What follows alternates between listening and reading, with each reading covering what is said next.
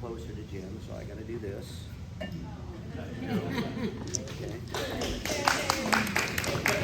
And I got to do this. Anybody know who that is? Come on, folks. I can't think of it. Snagglepuss. Snagglepuss. Raise your hand if you remember Snagglepuss.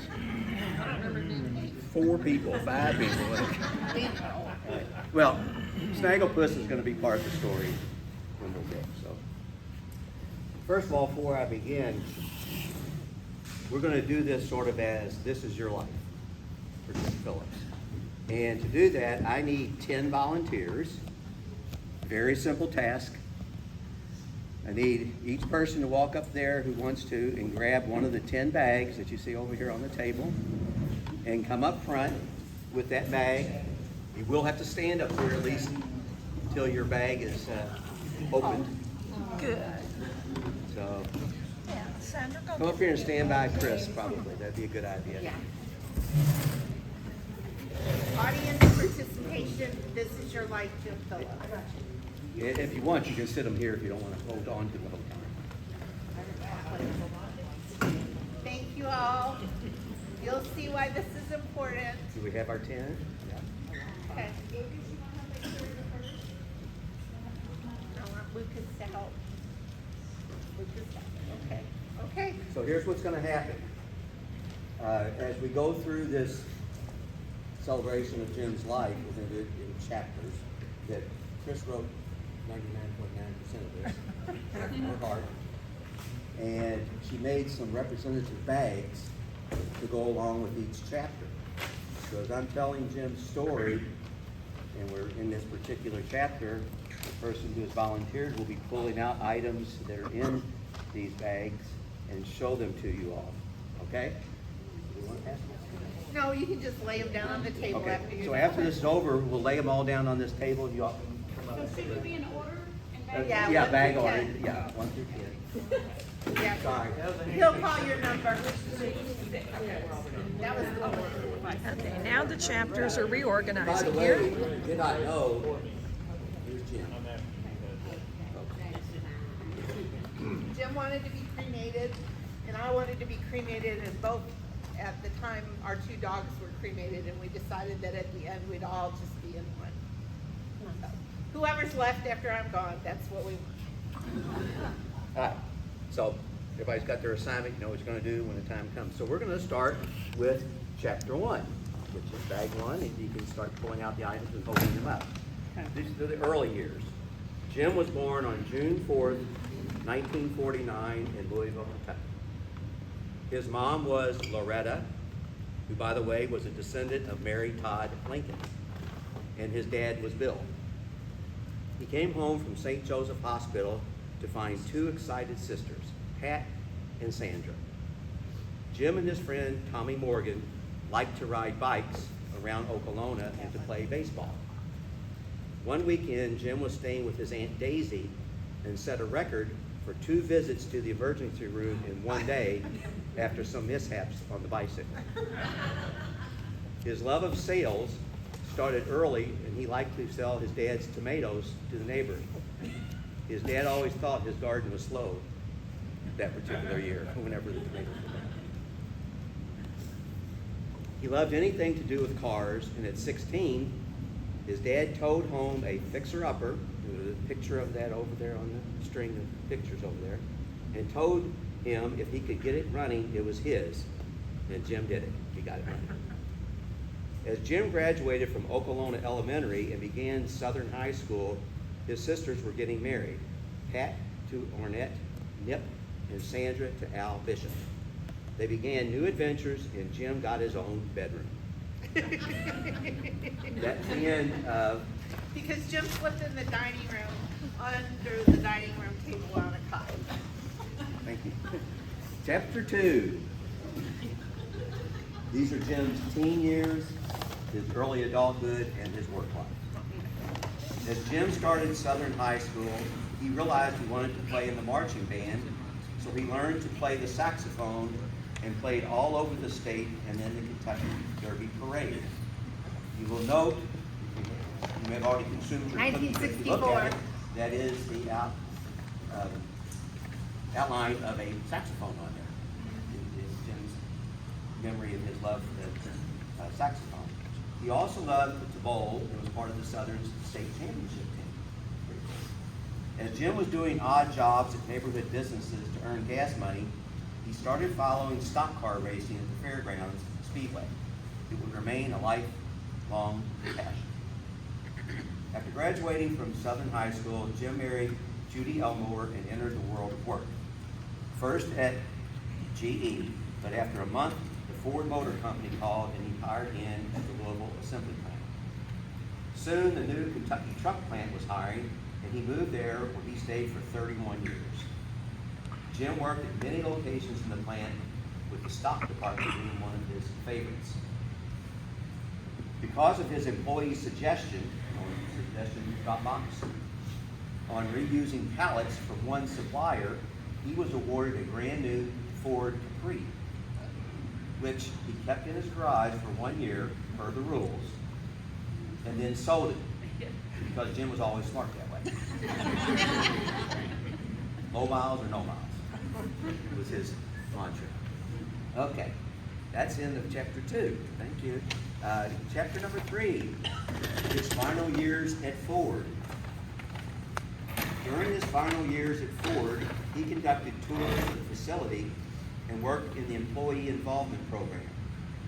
This meant he worked the state fair, heavy truck show, and many other events, loving every minute of it. He was such a people person.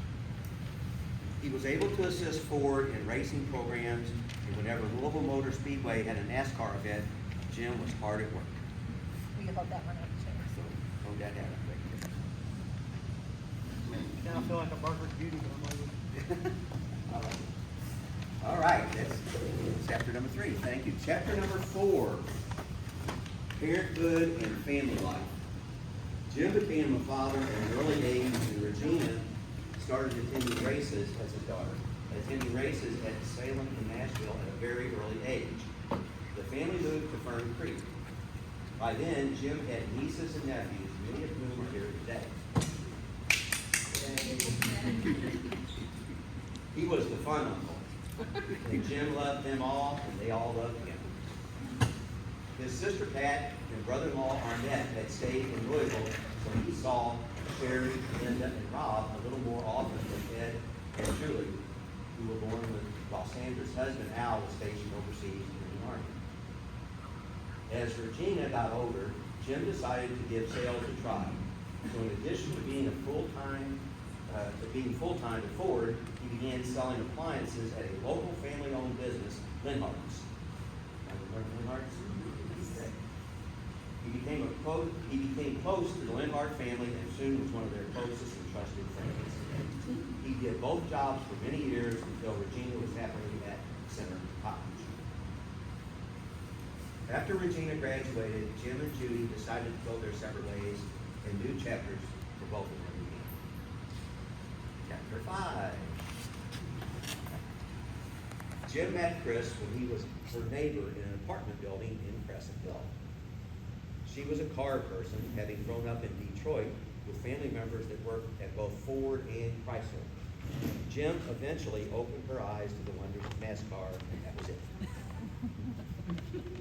They got married on a rainy day in Jefferson Memorial Forest, and Chris learned that Jim could do anything, including getting Papa Lock to quickly come to his place to get his car open so he could get to the way.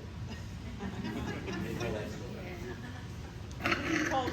How did he do that? He told them there was a baby trapped in the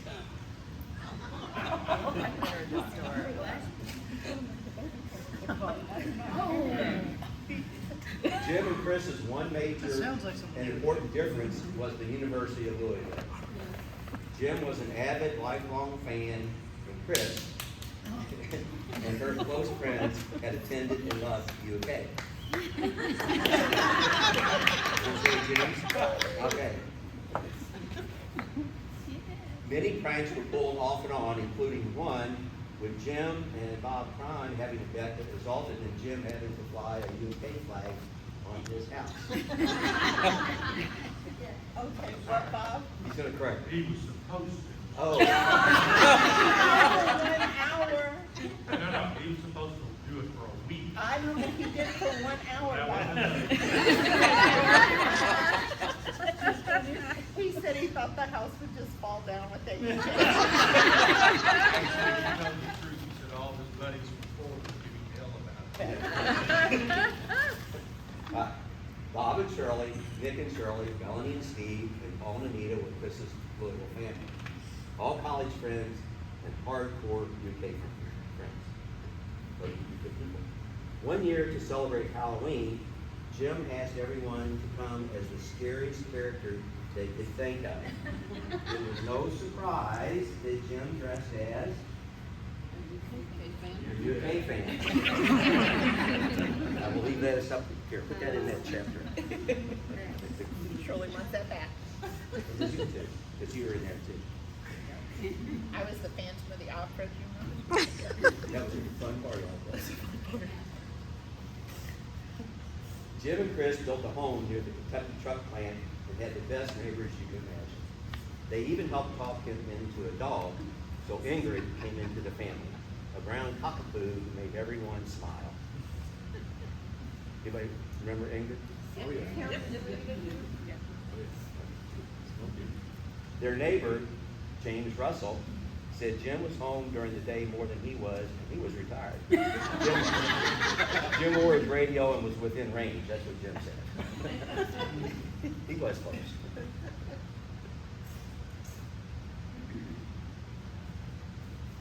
Wait a minute. Oh, I almost turned the wrong page. Hold on one second. Oh, okay, chapter 6. I'm sorry, I almost got out of it. These are the retirement years. Jim retired from Ford on November 30th, 1999. His sister Pat had a lovely retirement party, and he was made Colonel Jim Phillips by the governor of Kentucky. Now wait a minute. How was that? He was only 49 years old.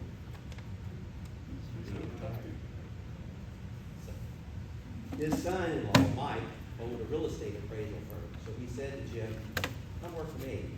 Jim took the required courses and began to appraise his home.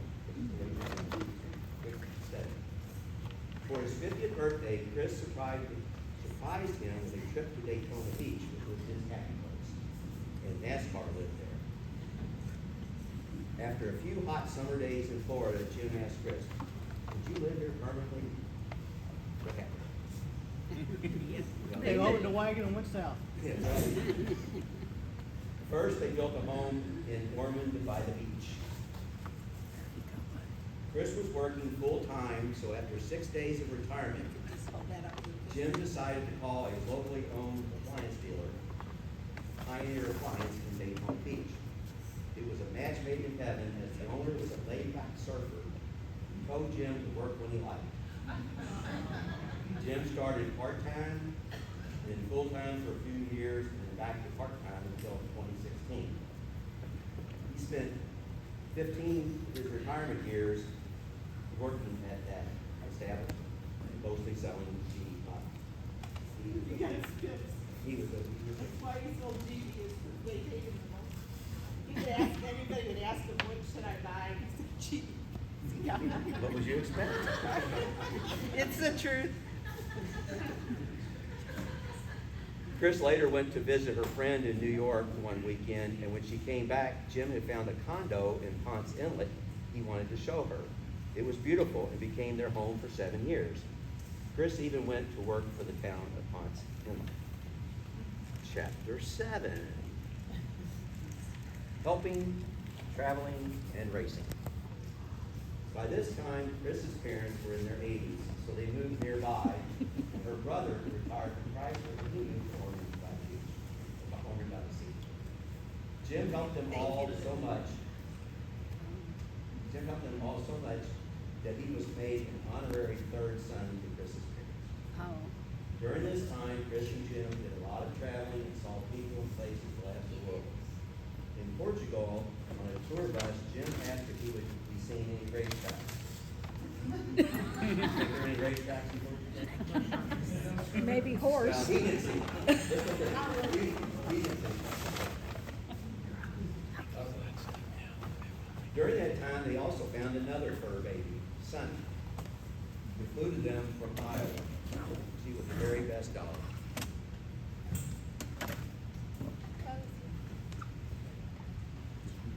He continued to go to the Daytona 500 in the July race and even began following the 24-hour IMSA Rolex race in January, sleeping in his car so he would not miss the action.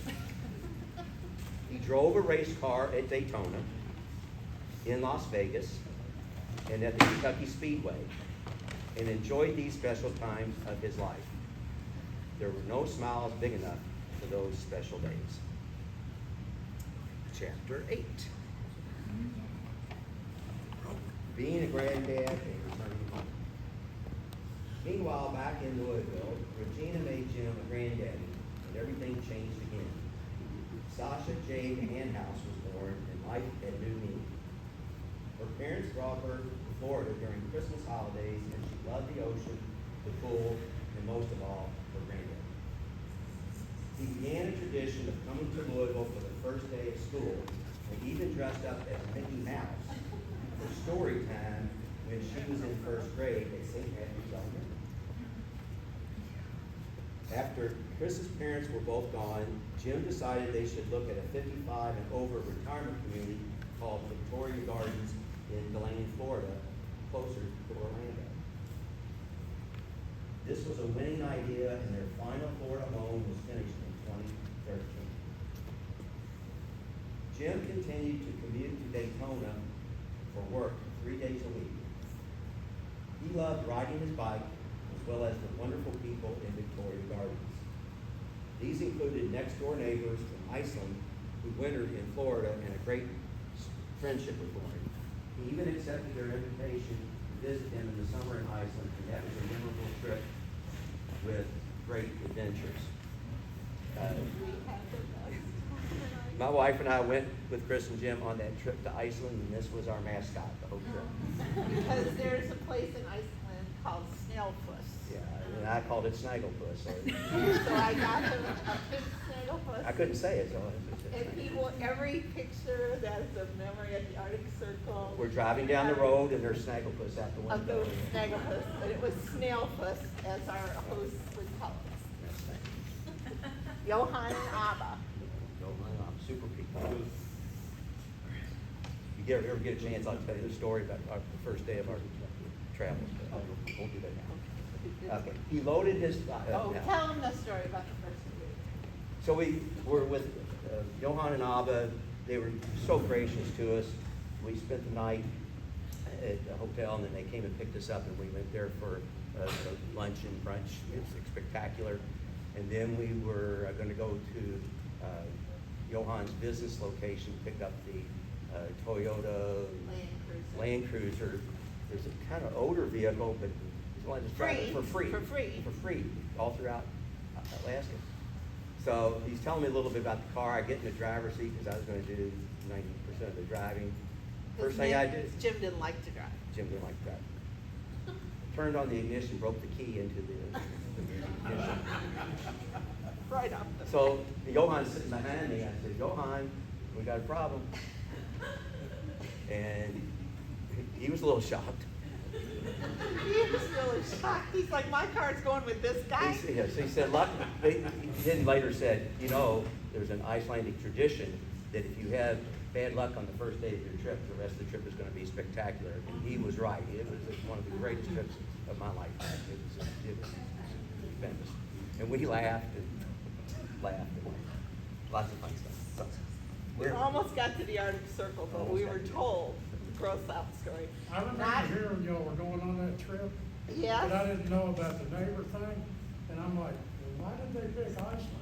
A lot of No, people no. had, a lot of people had. It was an open invitation for them to come, and we But they piggybacked they with them. told us, don't go to Arctic Circle on the boat, because you will all get sick.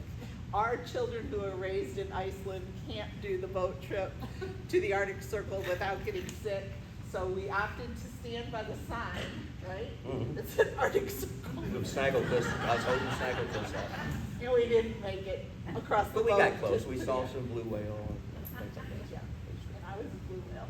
You were, that's it. So good. Okay, continuing on, after that trip, Jim would load his bike on the car and drive to the beach at Daytona to ride his bike, even though he no longer lived near the beach, because they were now in DeLand, so that was, how far away was that? 40 minutes. 40 minutes, so it took some effort for him to do that. As Sasha got older and he was ready to retire again, Louisville began to call him home, and Chris supported that 1,000%.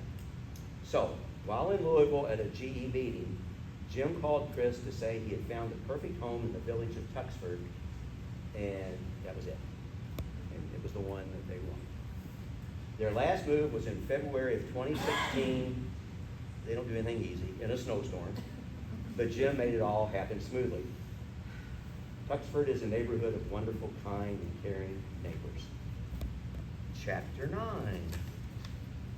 Back in Louisville as a granddad. Being back in Louisville, is there something else? Yeah. Yeah, number 9 That's yours. is mine.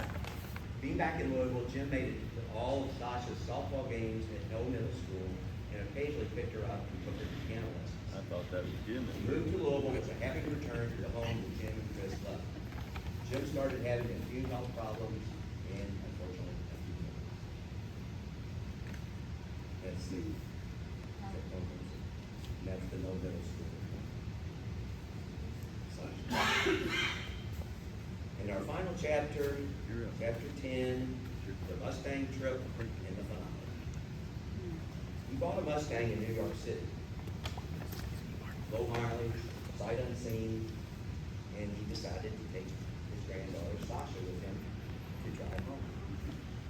They had a ball, and there was even seen in the Today Show crowd at 30 Rock. On TV, I took a picture of them on TV, and that's the picture of the TV with them on it.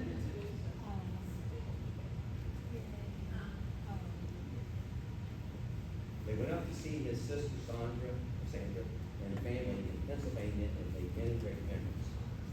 The Mustang gave him many happy times at car shows and for short drives, keeping that mileage low. He went to lunch monthly with Ford buddies and to weekend racing at the Sportsdrome. Then life happened, and he had a biking accident 1 year ago today. Although he had on his helmet, the injuries were more than his body could take. After a valiant fight, he left us on February 15th of 2022.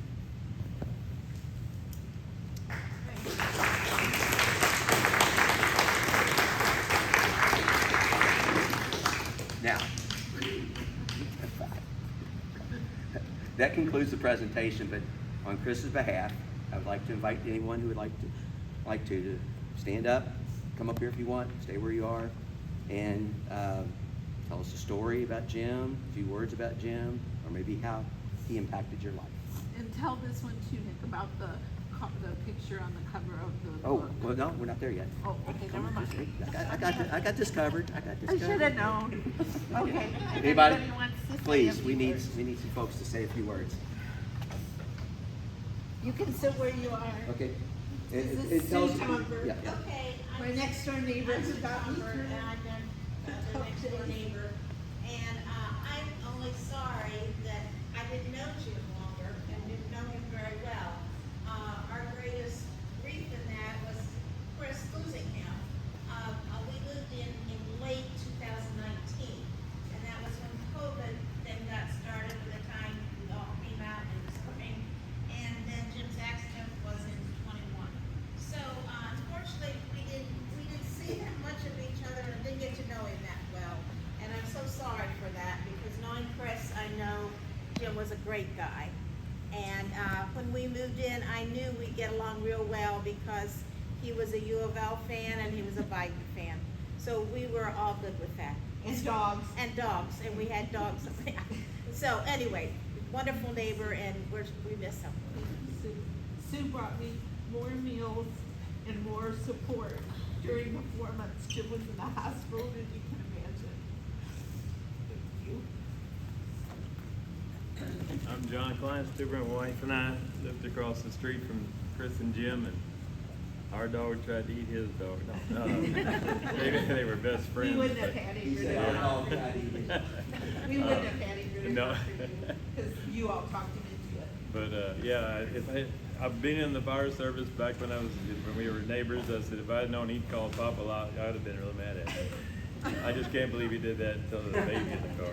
No, the What a person nut. at Popalock said, I'm gonna tell them that there's a baby truck. Oh, so I you thought can Jim get did, that okay. car." Because this one had locked the car. I thought it was Jim that did that. Okay, all right.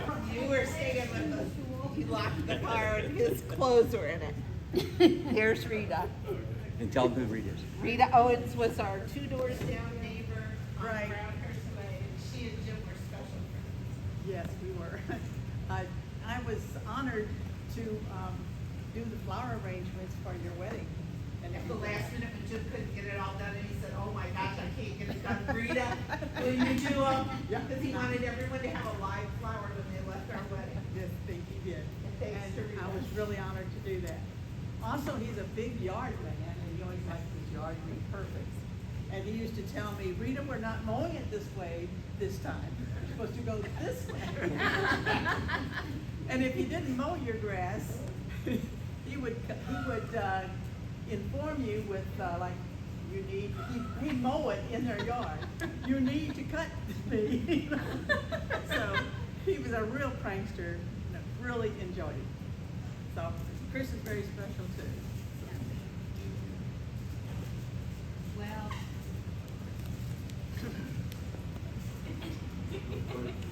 As you all know, this is Sandra, Jim's sister. yes. I'll just let you know that. Wait a minute, we've got- Okay, I'm sorry. Go ahead. I just felt that I had to come up here and say, Oot Newton! Oot Newton! Oot Newton! That's the way Jim always was.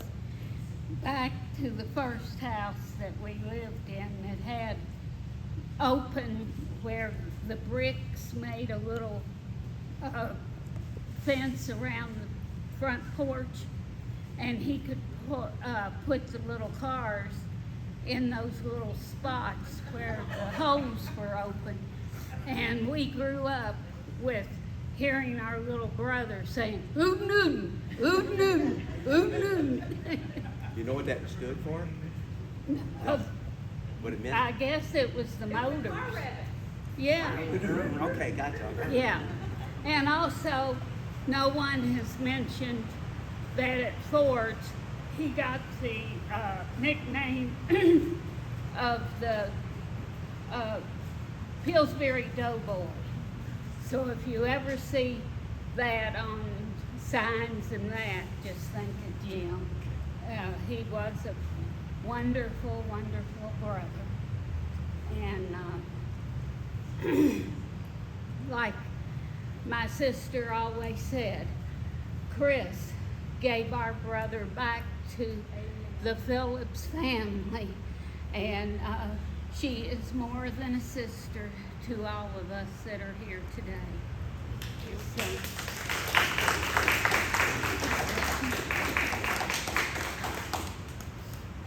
Okay, Bob. Bob. Oh. But look at the shirt. I'm on fire wearing it. Basically, Jim and I had a love-hate relationship. He used to love U of L and hate Kentucky. It's almost the same the other way around, but I don't think my burning hatred for U of L is as much as his was. Just to regale you with a couple of stories, my first time I met him was at Chris's apartment over on Eastern Parkway. However, Ridley. Reading, okay, whatever it was. Yeah. I'm You old, moved I me can't to both. remember everything. But he didn't say much. Didn't tell me he was a U of L fan. Any of this kind of stuff. Then they moved over, what is it, Brownlee? Brownhurst.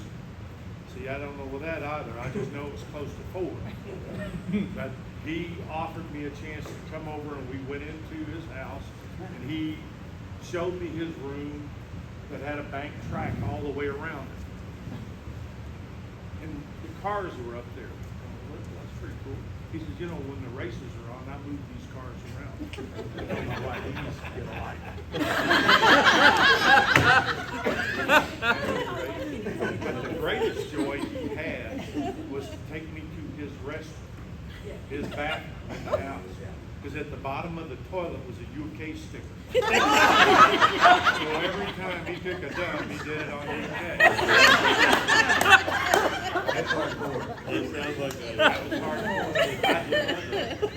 He also, at his last house, we went to a game. I think U of L was.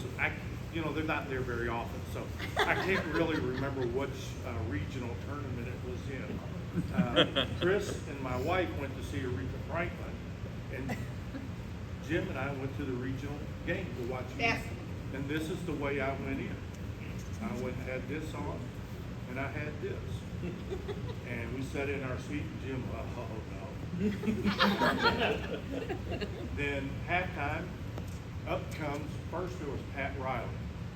He came up from, y'all don't know who Pat Riley was. He played at UK, and now he owns most of Los Angeles. But at any rate, he came up and he looked at me and he smiled a little bit and he goes, and the next person to come up was Junior Bridgman. He goes, oh, that is not right. So we're sitting there, we had gone up and got our snacks and came back down, and then all of a sudden I felt this pressure on top of my head.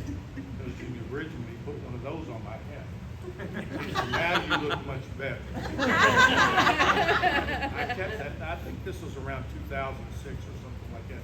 And I kept that U of L hat for about 10 years. But I eventually wore it out because I would take it and I'd do gardening work in it, put dirt in it,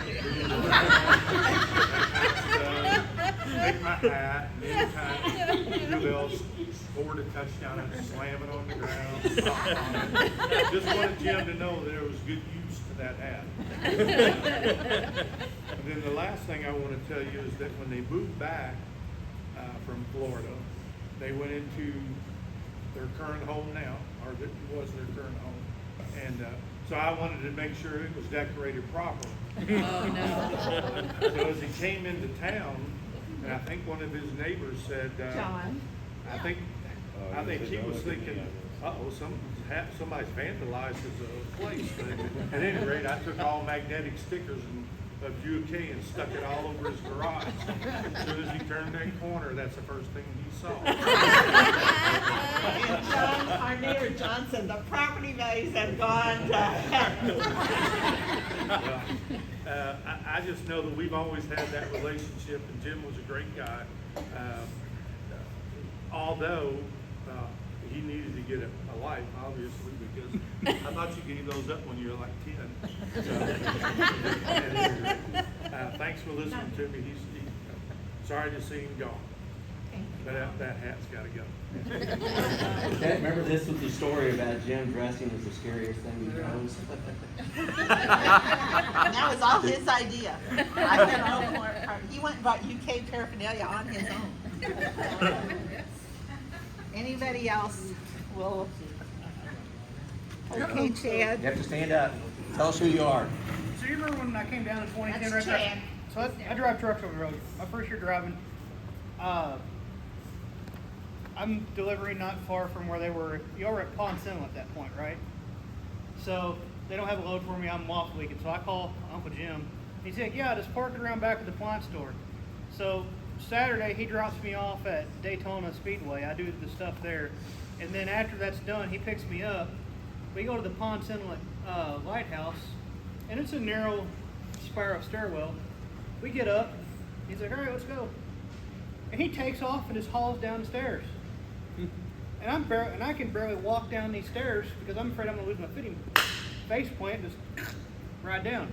And he's running down these stairs. I'm like, I felt so inadequate. I'm like 25, 26 years old. And here we have a guy in his mid to late 50s just gone down the stairs. I thought that was the coolest thing I ever seen, honestly. That's so sweet. He loved you and Matthew. Rob, you want to say anything about the Mustang? Come on. Rob's the one who has the Mustang now. I just, He's the one that yeah, Jim would want to have it. I'm just taking care of it. I'm just a current caretaker. You know, I'll keep it for however long and, Keep the mileage down. you know, keep the miles down, yeah. And, take care of it. So, Thank you, Rob. you're welcome. He was so sweet to buy it. It really was. You painted it blue, by the way, didn't you? Bill, I'm Melanie R. And Jim agreed to go with me to negotiate buying a Subaru. Now you got to keep in mind here, he's a good wheeler dealer, and he is a Ford man. So he goes with me, and he turns to me as we go in to negotiate, and he goes, "Why are you buying a Subaru?" And I said, "Well, it's a really good car. We checked it out. It's reasonably priced. It's got the safety features. I want the safety features. I'm older." And he goes, okay. Just shakes his head like that, sits there and listens. Well, I start telling him a few things because we're going to trade our car in. "Oh, you might want to check this." And he goes, "You never tell them stuff like that. You don't want them. Let them figure it out themselves. You never give them any clues whatsoever." I said, "Well, I'm trying to be honest." And he goes, "No, you just leave that stuff out." Well, he walks out with me and he goes, "Yeah, you can pretty much negotiate now. You're pretty good at it, I think." So he was just a great guy to do that, and then just really good at negotiating prices. I mean, you wanted Jim with you whenever you did something like that. I miss him very much. He was a good guy. he came a long way from not allowing a non-Ford car in our driveway in 1995 to actually going with you to get that Subaru. And so that was a lot of space between how he felt when I met him and how he felt. All right, well, you know, the first car that I remember him owning, I would rather have than the Mustang. And it's not a Ford. It was a GTO. Yeah. Yeah. It was blue, I think. Yeah. The UK on it.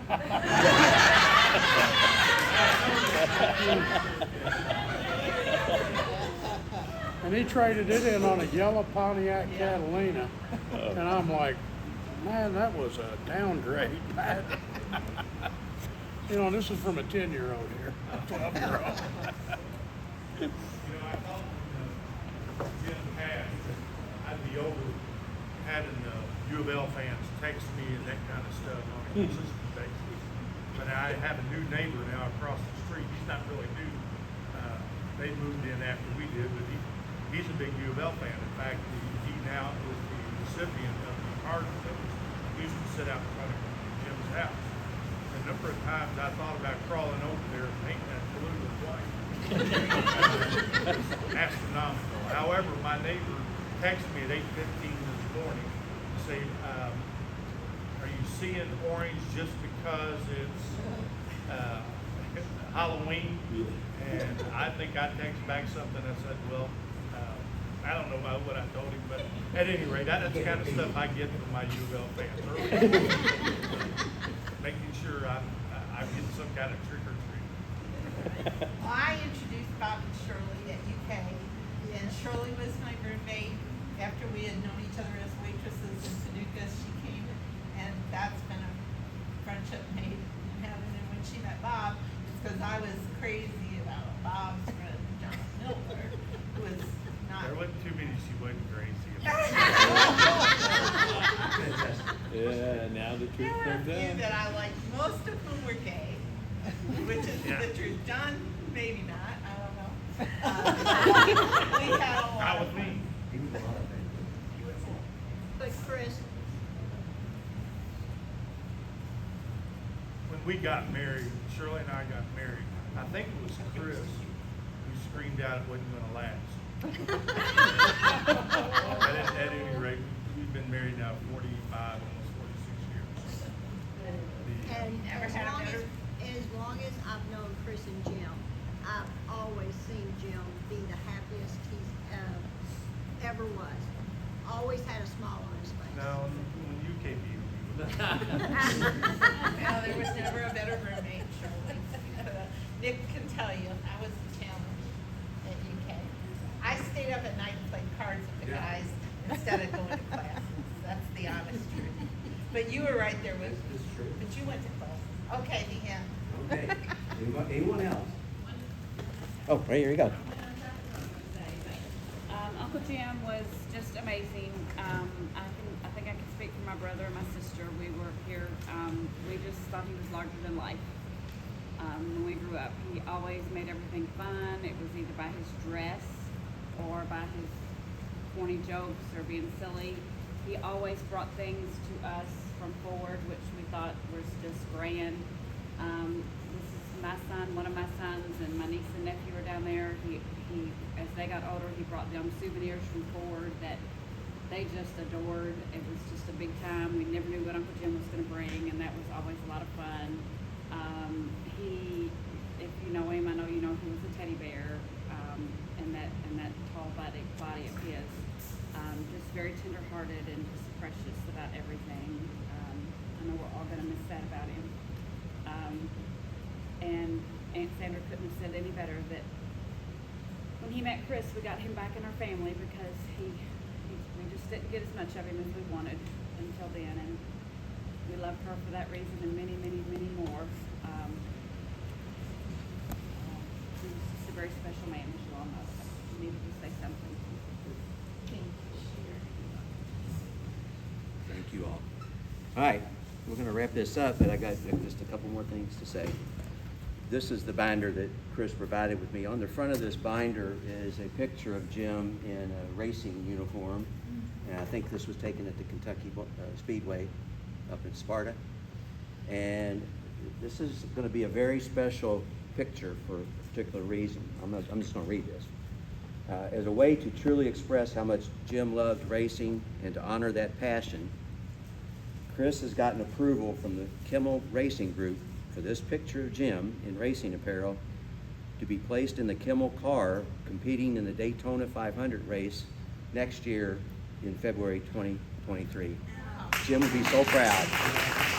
Next week, that picture. At least he didn't go over. At least he didn't go over. He Okay. was saying right on. There you go. That's right. That's how that was his way of saying right on. Oh, we need Eddie. All right, last thing. On the tables, you'll see the checkered flags. Please take one of those checkered flags and the little cookie bag. As you're driving away from here, as long as there's not a deluge coming down, be sure to roll down your windows and wave your flag as a way to show that Jim has crossed the finish line as a winner in all of our hearts. Thanks to all and safe travels. And the last word is going to go to Ed. Ready? This is Jim's nephew, Eddie. So I'm Jim's favorite nephew or niece. This is number one. It doesn't here. I'll stand up so you can all see me. No, my Uncle Jim was larger than life. My dad was in the military. We traveled all over the world. I never got enough time with my Uncle Jim. He'd step into a room and he'd light up the room. I just remember every time I got to see him, I just felt like he's the greatest thing since sliced bread. I wore the goofy t-shirt today. I don't know how much he shared that part of him with y'all, but I can remember one of the times I saw him later in life. We showed up at his house and he had on this, I don't know how to describe it except a leprechaun, right, outfit, some loud green suit t-shirt, and it just as outlandish as everything, you know, and he, as we come up, you know, he just says, well, how was the drive? There was nothing going on except you coming in, right? Him looking like this. Can you do that one more time? Well, no, we're not going to go there. I love my Uncle Jim dearly.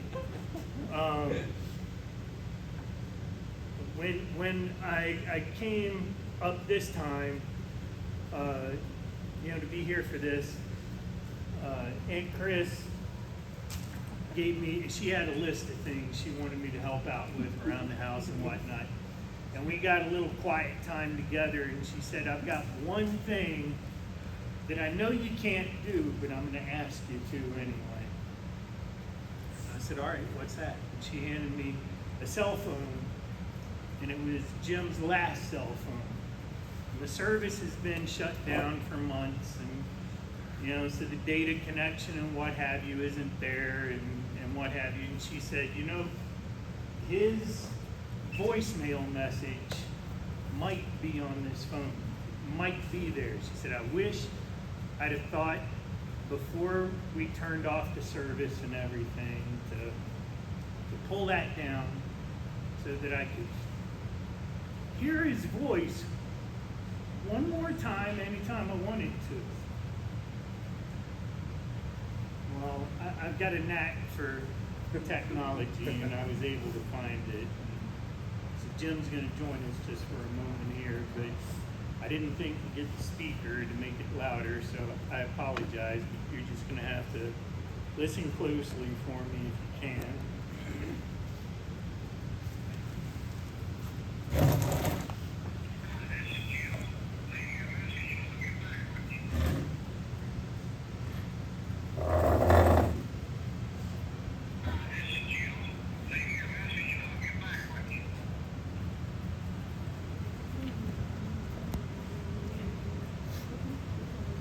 I love my Uncle Jim. Thank you, Abby. Thank you for doing that for me. And they put it in a Build-A-Bear with a U of L outfit on it. So when I push its leg, it says, hi, this is Jim. Thank you all for coming. Be careful in this rain going home on these windy roads. Thank you so much, all of you. You mean the world to me, really, all of you do. Be sure to come up here and look at the memorabilia on this day. Thank you. And the cookies, you'll see there's a little heart in there. And there's